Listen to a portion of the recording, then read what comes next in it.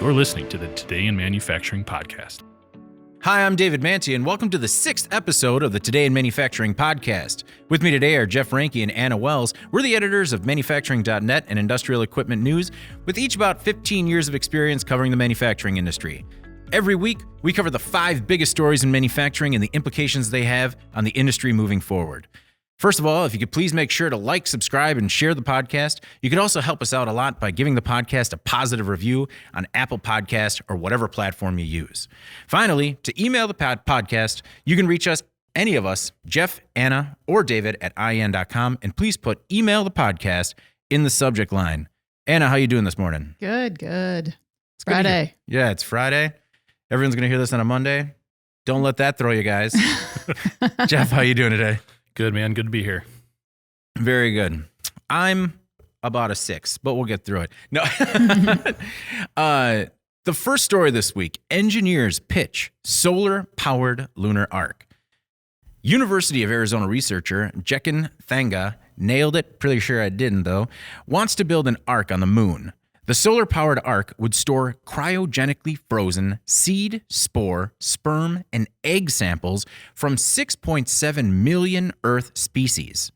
They call it, quote, a modern global insurance policy.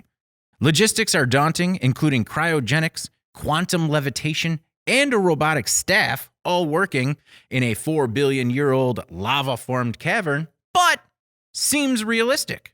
Anna, your thoughts on the future of man and women and species in a cave on the moon?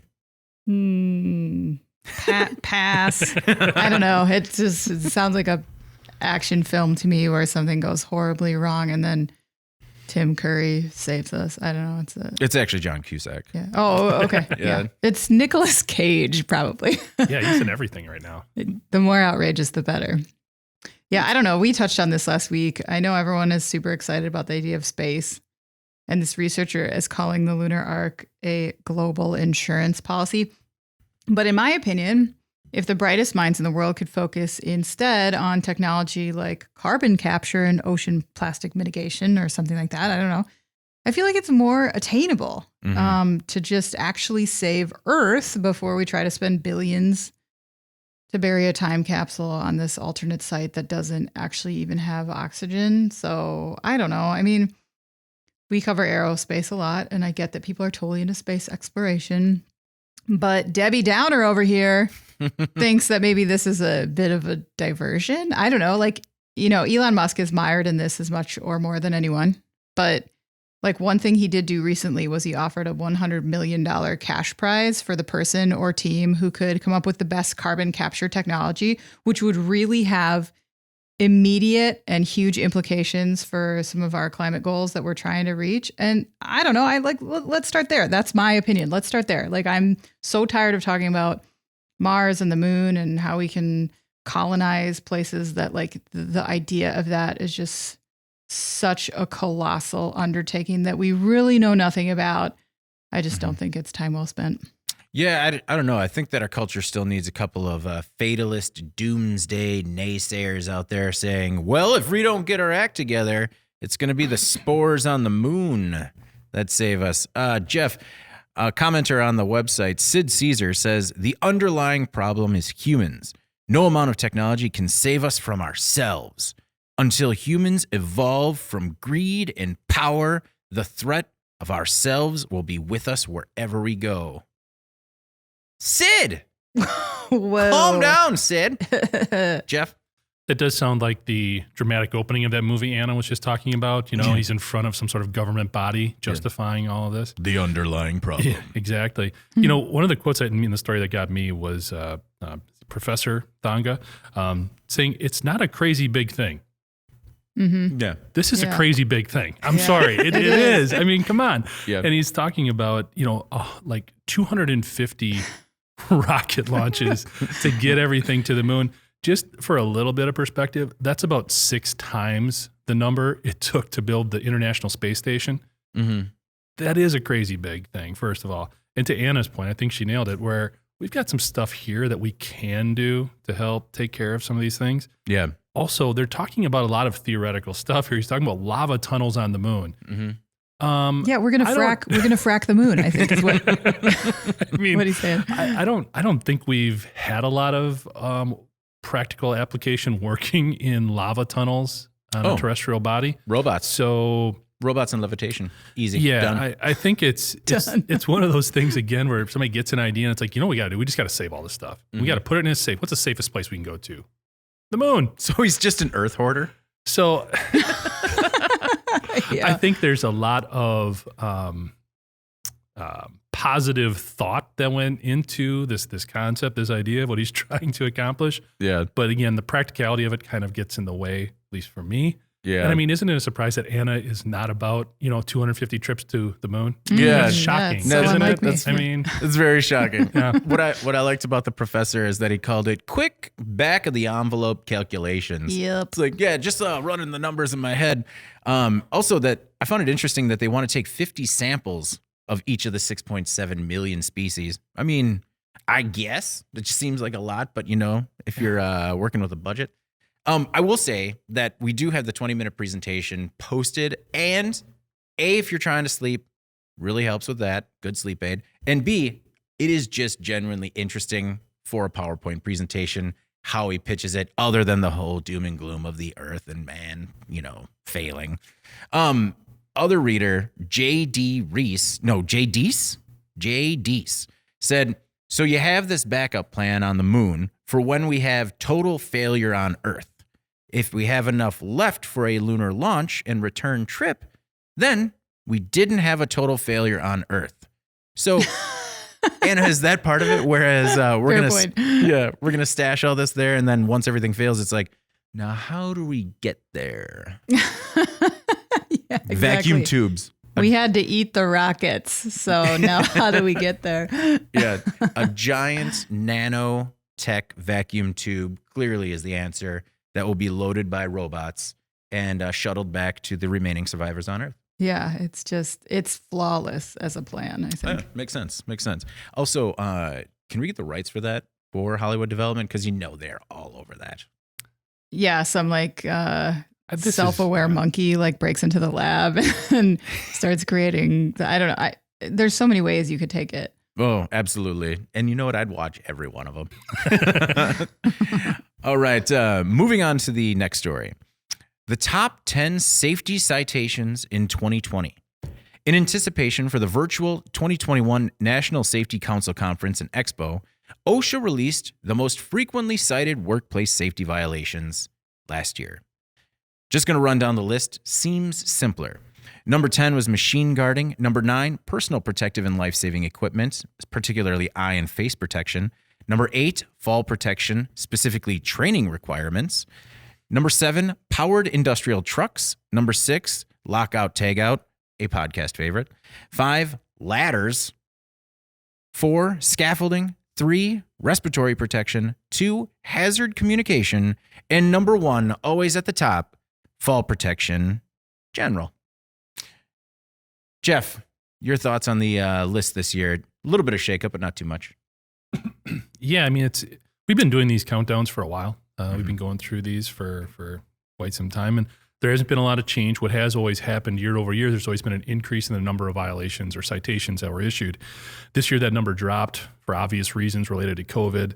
Inspectors weren't going into as many plants or responding to as many complaints, issues, whatever you want to say. The thing that always I circle back to is, and again, I'm not bashing OSHA for being a regulatory sort of policing type agency. We're talking at a minimum, this is $120 million in fines that U.S. manufacturers paid. I'm not saying they weren't guilty. I'm saying they didn't deserve some sort of punitive action here. But again, if we could somehow transition this into providing more, you want to say incentives for being safe, but more access to funds to make sure your facility is safe so that you're not making choices between keeping the lights on and providing proper signage or training for some of these things. You should be able to do both, is my point. So is the 120 million, is that the amount in citations or the amount that will be paid? Because my understanding is that a lot of times they get negotiated to much lower. It can go either way because this was a number looking at the average amount of paid citation. Oh, okay. That's that's sort of the math there. And it's probably on the low side, to be honest. I mean, because most of these are going to be higher than the average ticket. So again, just wish there was more that we could do there. We're talking about all this stuff right now in terms of keeping U.S. manufacturing competitive. There's not OSHA in India, there's not OSHA in China. Yeah. And I'm not saying there shouldn't be, but when we look at keeping U.S. manufacturers competitive and making it cost effective to manufacture, using some of these programs to not solely as a penalty, but also in providing ways to incentivize people to be safer and give them the resources to do so, I think could help minimize, and I think we could help drive down this number of citations. It's almost a badge of honor at times when OSHA talks about the number of these violations they found or citations they issued. The focus should be on decreasing them. I guess that the overall focus should be on decreasing them, but there have been some historically bad actors that, it seems like the larger penalties are the only things that get them to change. But I definitely do hear plenty about nuisance citations that seem unnecessary. OSHA has definitely struggled. Last year, according to a recent Wall Street Journal report, the agency couldn't keep up with complaints from manufacturing workers throughout 2020 and was unequipped to manage the COVID-19 pandemic. We ran a story this week about how OSHA received 72% more complaints between February 2020 and January 2021 compared to the same period than the previous year. With 57,000 complaints tied to COVID-19 alone, of those 57,000, less than 6% resulted in inspections. So I guess that's less for you, Jeff. Anna, what were you thinking on sort of this update that we saw come out this week? Yeah, I mean, to me, that was kind of the key issue here when we were looking at this list. We always joke about how this list stays the same every year. It's always fall protection number one.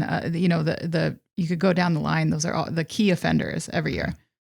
But this was the year I actually expected it to change a little bit. But then once I learned, as David mentioned, about the way OSHA was just drowning in additional complaints during the pandemic, I guess it makes more sense that it largely mirrors years past, though it makes you wonder how true to life this is. If you recall back in June, there was some controversy over the way the agency was handling complaints related to COVID.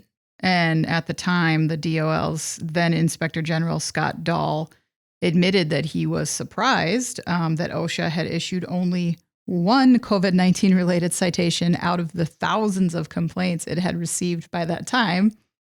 And then OSHA's administrator said that the investigations could take up to 6 months, so that was simply reflecting a lag, so to speak. But Dahl basically called BS on that. And he said, he didn't think it would take that long.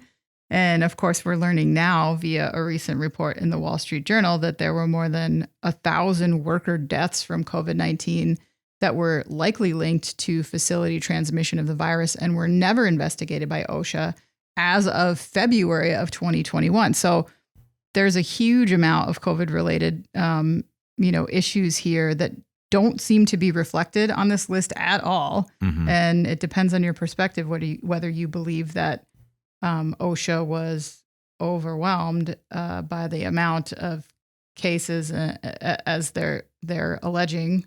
Yeah. Or if you think that they kind of dropped the ball and I believe took like a lackadaisical approach because I think that they said that they weren't sure at first if they could enforce some of this stuff related to like PPE and, make it mandatory. They said that they could stress that this was, a guidance or whatever. But there's some maybe shifting of blame here. I'm not sure how much this falls on OSHA, but at the end of the day, I think that this list is maybe not reflective of the true safety incidents and what was occurring in 2020. Some of that stuff's not there. Yeah, I mean, in a true bureaucratic response, they didn't have the right box to check for a lot of this stuff, so they didn't know what to do, and the result was they didn't do anything. Just sad and horrible. If there was ever a year that we needed them, it was this year, and it just seems like they were a deer in headlights. I don't know. It's frustrating, and OSHA is always a topic of conversation, no matter where you go, who you're talking to. Third most popular story this week was a really interesting story about an engineer stealing 2,500 pages of classified info. From July 2016 to May 2019, Isaac Kemp worked as a contractor for the Air Force Research Laboratory and National Air and Space Intelligence Center at Wright-Patterson Air Force Base in Ohio. The base oversees the development of advanced laser and hypersonic weapons, military satellites, and space vehicles. Kemp recently pleaded guilty to taking 2,500 pages of classified data from 112 different documents to his home in Fairborn, Ohio. Now, the only reason this came to light was because local law enforcement discovered documents labeled special access programs when executing a search warrant for an illegal marijuana growing operation. Oops. Man. So, Oopsies.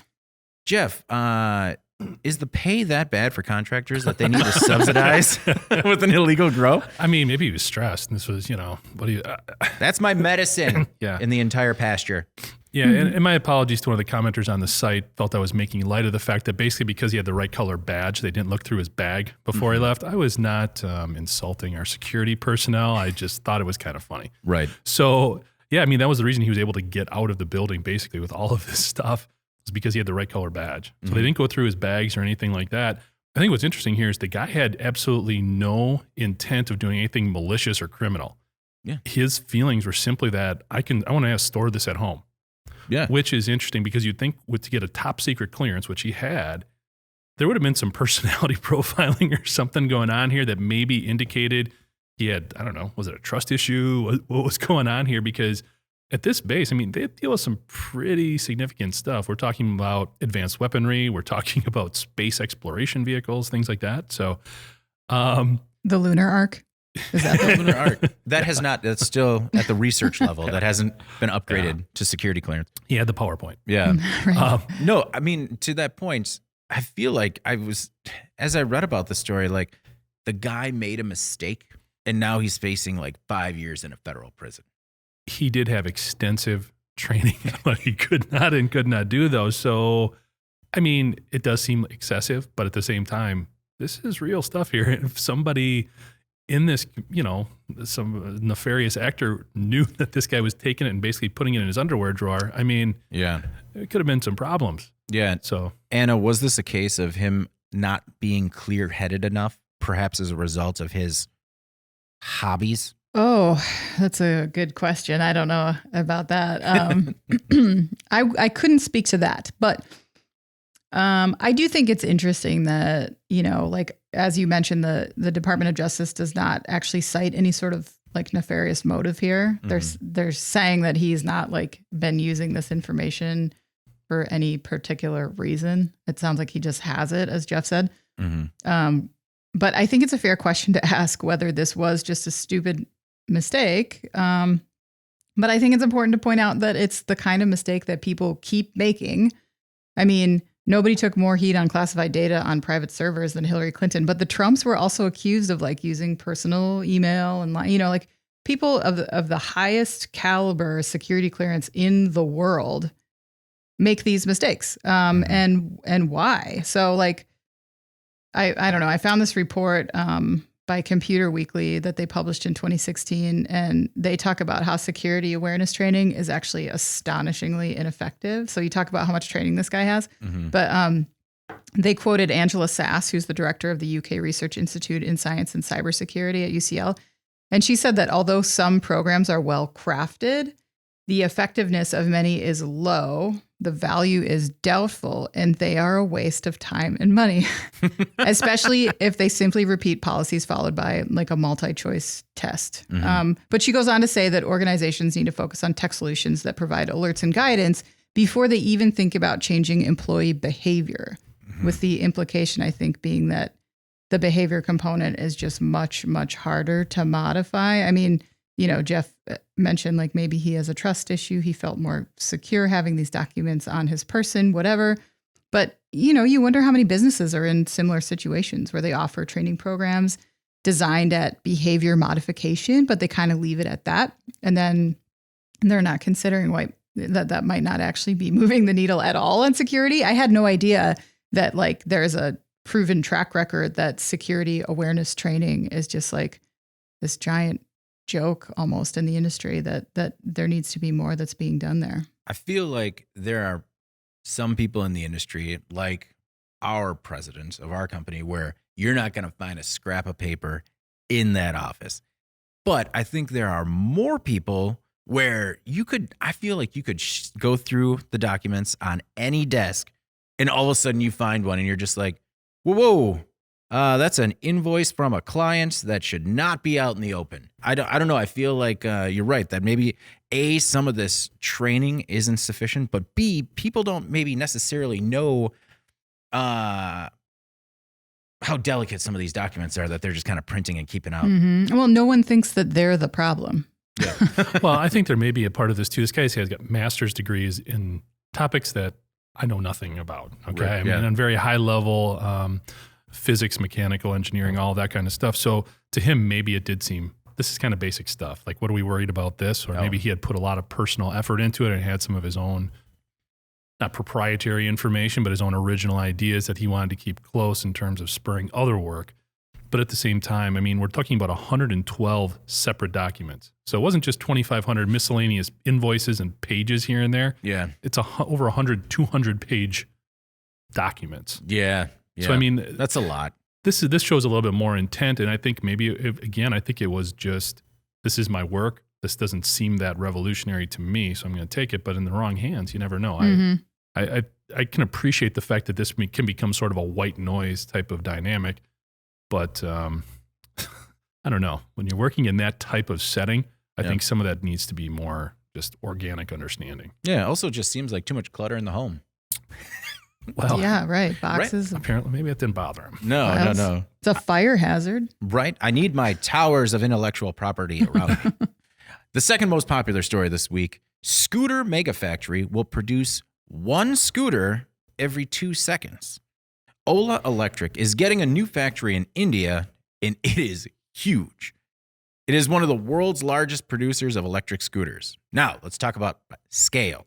By next year, the company plans to make 10 million scooters, an average of one scooter every 2 seconds. The Megafactory will also be carbon neutral and include a massive solar array. But that is not all, as they also put a 2-acre forest into the factory. It's being called the most sustainable factory in the world. Anna, we need a tree in here. Yeah, where's our It's right behind you. forest? Our plant manager. Sorry. Actually, you should have seen his expression. He was so offended. Just like, I mean, it's behind me. That's why I can't appreciate it. No, but in terms of sustainability, this has got to be a good step forward, particularly for India.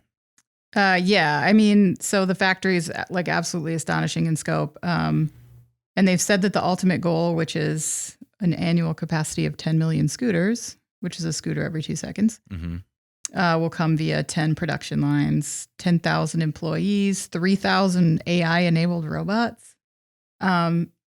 So, of course, this is an incredibly ambitious goal. But what I really love about this story is that it's in India. And India gets such a bad rap for its environmental track record. Of the 10 most polluted cities in the world, 9 of them are in India. And the country's industrial revolution has been a dirty one. They, burn trash and tires and to extract minerals and create fuel. And it's smog central there. So for this factory, which Ola is calling the most sustainable in the world, to be located in India suggests that maybe the power of global pressure to get on board with sustainable business practices is slowly gaining momentum. And it's not just about what is regulated. I know that that's a very hopeful take on this, but I'd like to see more of this type of approach to come from these BRIC countries that are kind of bringing up the rear when it comes to carbon emissions, though the U.S. fits in there nicely as well at the rear, lest we forget, one of the world's biggest polluters. So I don't know. I mean, it's exciting. I know there are some naysayers out there about some of these very lofty goals, but I would like to see it work. I got to say that Smog Central's Industrial Revolution has been a dirty one. Is an expose I will subscribe to and watch online every time. All right, part-time job. Jeff, does the world need this many scooters? So I'm the naysayer that Anna was just talking about. I think Ola Electric is going to be an interesting company to watch. I think we're going to be talking about these guys again, either for what they've been able to pull off here with this factory and the production levels and all that, or not. We'll be talking about them again one way or the other. Well, I mean, it is incredibly ambitious. I mean, that factory would be amazing. I mean, it would be a modern marvel. But Ola Electric, I mean, the guy who founded the company basically got his money from a ride-sharing business through India, basically kind of like cab scheduling, things like that he was able to do.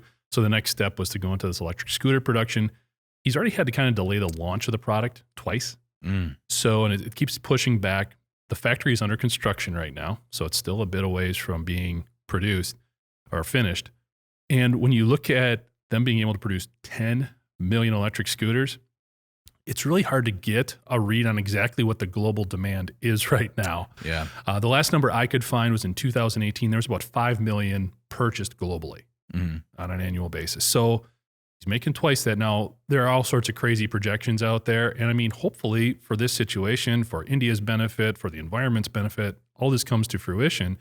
But a lot of the projections throw electric scooters in with electric bikes. In my mind, I think that's a different consumer. I think those are two different types of purchases, maybe not. Yeah. But it just seems very ambitious to not only be able to build this type of facility when you don't quite have the product finished yet, you don't exactly know what you're building, and when you're looking at a product that, boy, I don't know if there's that much demand for it. Now, just because they can make that many doesn't mean they're going to, obviously. They can scale back as necessary. But I think this is going to be one to watch because, and I'm probably a little bit more skeptical because I drank the Foxconn Kool-Aid. Oh yeah. Like I thought when they were coming in here, I thought this was going to be huge. This was going to be fantastic, and not so much. I want to be optimistic here, but there's some interesting skeptical. red flags to watch as this kind of develops. But do you think, Jeff, you cited some data from 2018. Do you think the pandemic is going to increase the global market for scooters as fewer people want to take public transportation? Because I know that like even in the US, like bikes and, auto and all that stuff, everything went up kind of a lot. And they said that could be a permanent change. I don't know. This company says that they have an eye on export. I think Asia could be a huge market for electric scooters. 10 million, I don't know. That's I agree. That's got to be proven. But I don't know if it's as dire a misfire as maybe you suggest, but I don't know. I'm not going to put any money on it either. Well, no, it's first of all, I was curious, if you have a 2-acre forest in the factory, do you build around a forest and just kind of hack down all except 2 acres? I mean, right? The other thing is that you're talking about some of those outlandish projections that are out there. And, luckily I found some of those. Due to rising pollution and government financial incentives, I think that's an important one as well. That's why scooters are booming in India. They're exploding. Yeah. Bigger Stay issue. away from that. We got electric batteries. Right. There was 152,000 in 2019, and they've seen more than 20% growth year over year since 2014. According to a report from Report Linker, 59.1 million motorcycles, scooters, mopeds, all lumped together, will be sold every year by 2027. That is one for every 134 people in the world. So that's a lot of really cool looking mopeds out there. And Anna, to your point about have things adjusted as a result of the pandemic, the previous prediction was 50 million. So it jumped 10 million just because of the influence of the pandemic, possibly. So, and just in the US, the market is an estimated 13.5 million units to be sold this year. That includes motorcycles. Yep.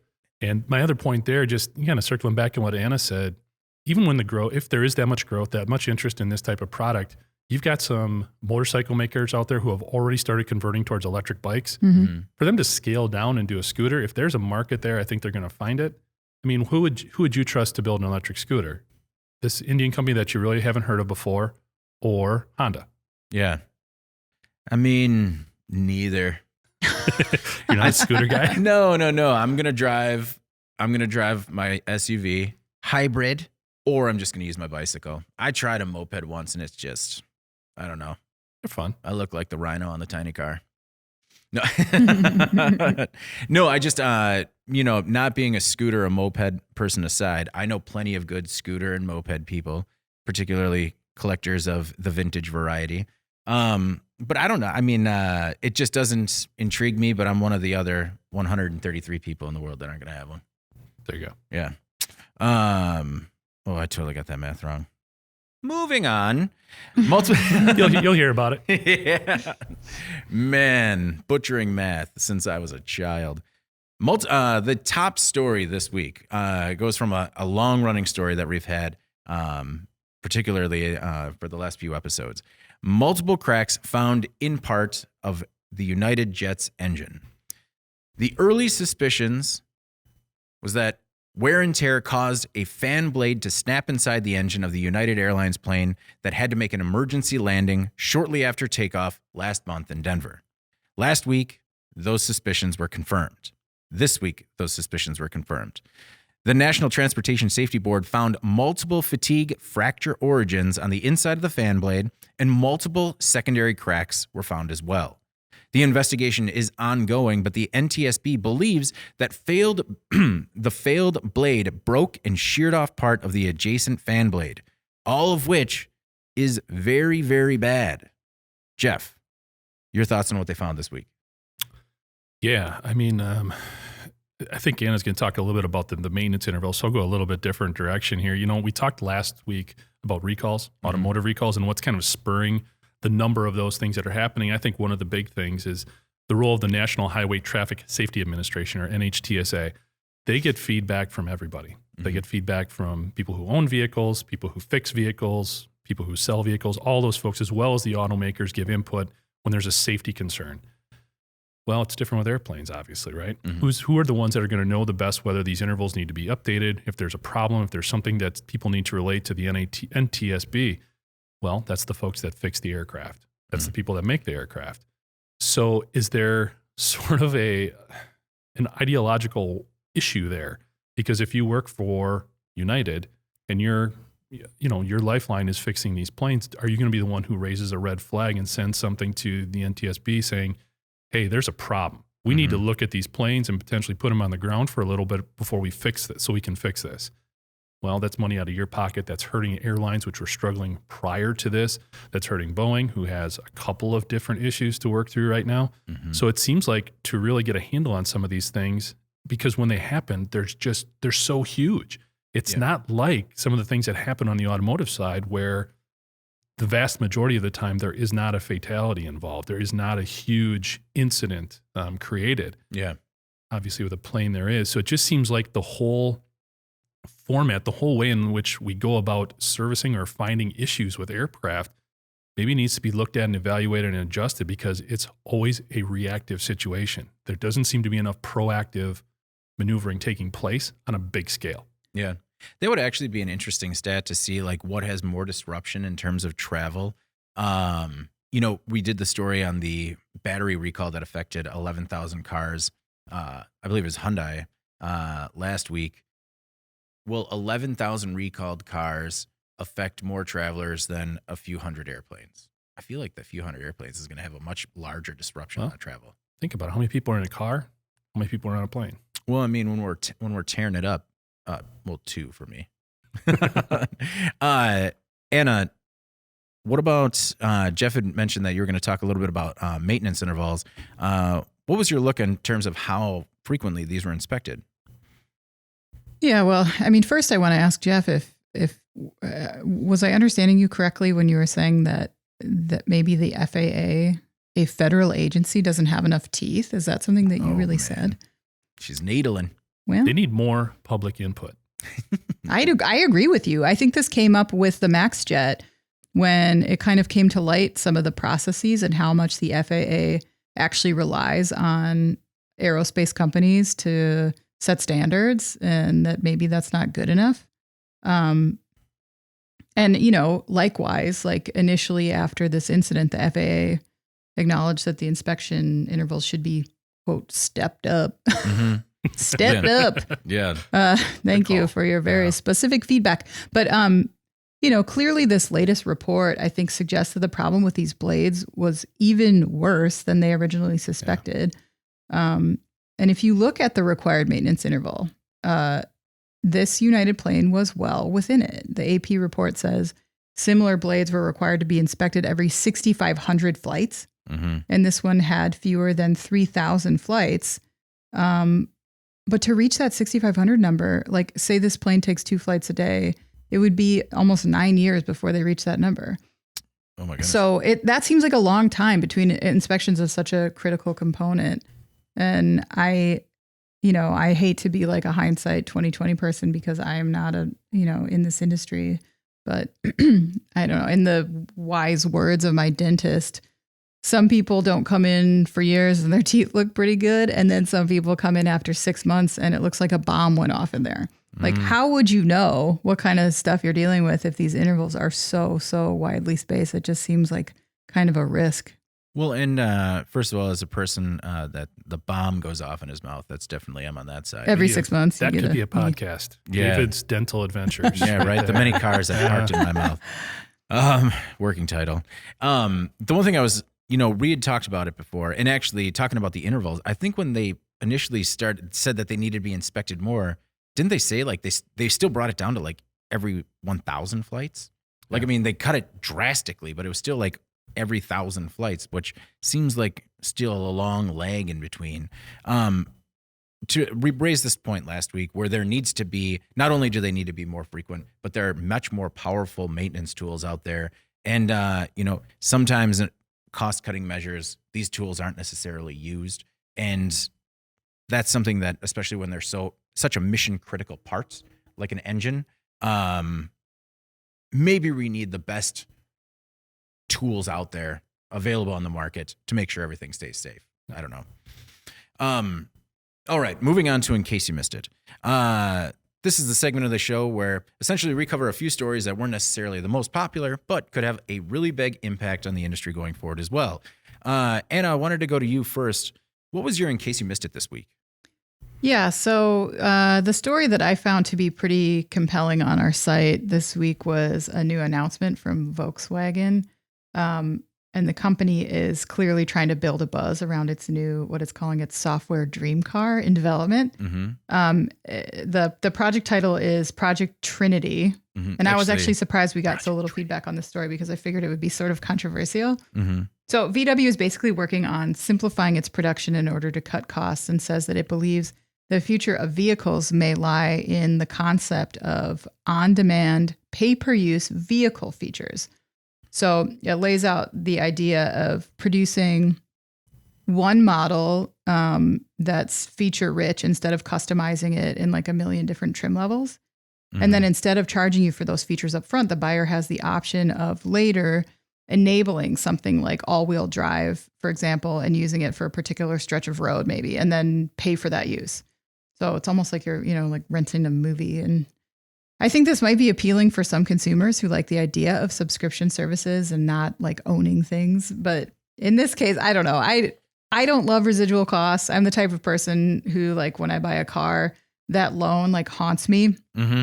And I do everything I can to pay it off early. And then I just drive that car into the ground. Right into the ground. And I don't know, like, do you guys feel this approach? Like, I think it implies that the initial acquisition cost for the vehicle itself would be lower because the company's manufacturing is simplified significantly. But does that mean it's actually cheaper for them to produce all fully loaded vehicles than to make some not as good ones to sell? So. Like, can't they just sell everyone a better car to begin with? Like, there has to be something I'm missing here about the economics of auto production. Like, what is it? Does that make sense to you? To me, like, my immediate reaction to this was it was 100% marketing spin, where it's just like they basically found a way to be much more efficient. And they're like, wait a second, but this is also a benefit for you. And this is how you're going to pay for this benefit. The other thing that really kind of got me was is like as a subscription service, is this something where you're just going to get billed and it's going to be like your credit card, or not your credit card, your cell phone, where all of a sudden you go over and then you get that like surprise bill where you're like, hey, we didn't turn on Wi-Fi when we were streaming for that weekend. Because I think of how many times features in my car work and I don't know they're working until I see the light flickering off, particularly like the anti-slip when you're going over a puddle or over a pothole. I mean, is that something where anytime that feature kicks in my car, like they're just like, and another minute of service there, and here's your bill at the end of the week or at the end of the month? I don't know. Like, yeah, do you have to like manually enable everything? Do you have to like click like 3 boxes and prove that you're not a robot before you can turn on your windshield wipers? Before you turn on your airbags? Yeah. I swear I'm not. I thought I clicked all the cars and all the boxes. I'm sorry. How many of these squares have traffic lights? Jeff, what about you? I like it. Yeah? I think it's a cool idea. Jeff, no, I get think it's out of here. Can I talk now? You can. All right. Can we shut off Anna's mic? No, I deserve it. I think it's cool for a couple different reasons. Number one, I think as vehicles have gotten easier to drive, people have become worse drivers. Oh. So I think understanding all the functionalities of a vehicle might make people more aware in terms of what they have, what it means if they don't have it, and maybe just make them pay attention more to what they're operating. Because it's still a 2,000-pound piece of metal that's traveling 45, 50 miles an hour at least. So I like it from that perspective. I also, as a parent who's got 3 teenagers, 2 of which or all 3 of which are really just beginning to learn how to drive, I kind of like the thought of just having like parental controls to help them be better drivers as they're learning. And as they progress and get better and more reliable, then you can start turning things on. So I kind of like some of those functions or features or whatever. I also think it would, from a cost perspective, make a lot of sense because I think there is a lot of costs with modern vehicles that the typical car buyer may not want or need. Being able to take those out, reduce the price, I think it would maybe help us be safer drivers, more cost conscious. No, I like it. I think it could be a cool idea because I think you're looking at more digital technologies. Now, a lot of those things are controlled by software regardless. Yeah. But no, I like it. I think I see it as making a safer car and then nickel and diming you for like almost like a SaaS. Well, you have to pay attention, David. I do pay attention. That's why I'm like, what do I need? No, I don't need the feature that gives me the cup of coffee the 5th time I go over the line. Do we need to go through your Amazon purchasing habits? No, nope. Okay. We'll just stick with the stick horses. Stay out of there. In case you missed it this week, was a really cool story about new soft contact lenses that can monitor diseases just by being on your eye. We cover a lot of really cool developing emerging technology. And I thought this was one in particular as I've had some people in my family and my wife's family that have had issues with their eyes. Basically, you can monitor a lot about your health through the eye, and they've tried doing this previously and they were very rigid, hard contact lenses that were very uncomfortable. Now they've made a soft contact lens. There's still like a funky looking wire going through it in the prototype that was freaking Anna out. But I think as technology continues to evolve when it comes to monitoring your own health, this is something that could have potentially really cool impacts for people going forward, not just monitoring their eye health, but their overall health. And I just, there are a lot of those wearable technologies they're trying to make like smart textiles, stuff like that, where I just think maybe not necessary. When it's something like this and it talks about like maintaining, improving, helping your eyesight, I don't know. That's just something that I find to be particularly important. And I know that the photo freaked you out. I wanted to try and like shoot it over to you just so we could get your reaction. No, I mean, I'm glad that you explained the story because I did not read it because it was too gross. Because you couldn't get past. I couldn't. It was like, for those of you at home who didn't see, the image was like somebody's eyeball up close and then like a metal rod being poked into it. It was horrifying. It wasn't a metal rod. It was a metal rod. It was sort of maybe like a rigid plastic. Oh. No, but it's now going into human trials, I believe. Let's see. Yeah, human trials. And, Jeff, I don't know. I've always, of all my senses, the eyes were the one I was hoping to keep the longest. I think anybody, right? I don't know. I think that's, I think you know, Maybe as you I get think there's a older, would you're you like, I've rather seen it there. enough. yeah, I don't know. Yeah, I think there's a the would you eyes are rather there. a Yeah. big one. I don't know. I thought the tech's cool. Anything more that we can do to keep an eye on our health? Oh, pun counter. Is a great thing. Jeff, what was your in case you missed it this week? So a little bit lighter note, seeing as how we kind of had some bummer stories here a little bit. We're saving week- eyes. We're saving eyes here. I wasn't talking about that one. I was okay. talking more about planes and Oh, yeah. stuff. Do you guys know, and maybe you do because we have run stuff on Lego before, but do you know what the Danish translation, because it is a Danish company, Lego, do you know what that stands for in Danish? Brick? Play well. Oh. Aw. Perfect, right? Yeah, it's that's awesome. Nice. Yeah. Also, unintentional. Do you know what it translated it's to in Latin? The word Lego. Limb? I assemble. Oh, man, I'm way Totally unintentional. Yeah. And they landed it. So my story was basically Lego has seen a huge boost in business. Analysts are saying it has to do a lot with the COVID stuff. Kids are at home.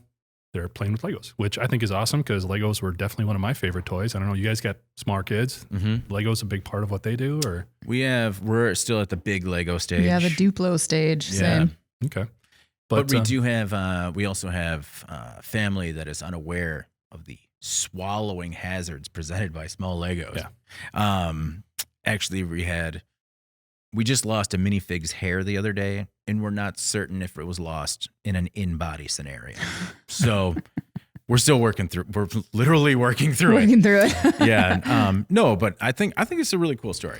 Yeah, I thought it was cool. Lego says they, again, analysts are saying it was a lot because the kids are at home ordering. Lego says they were able to increase sales by $1.6 billion over the past year because Whoa. of things that they've done on an e-commerce level.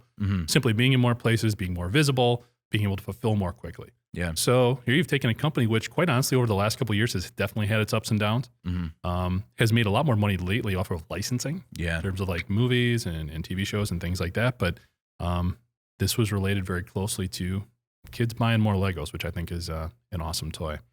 I can remember we always joke because my oldest daughter liked to build the towers and my younger daughter liked to knock them over. So we had lots of fun drama with Legos when they were younger. No, that's to be the favorite uncle. All I have to do is buy any Harry Potter themed Lego set, deliver it to my niece, and she talks.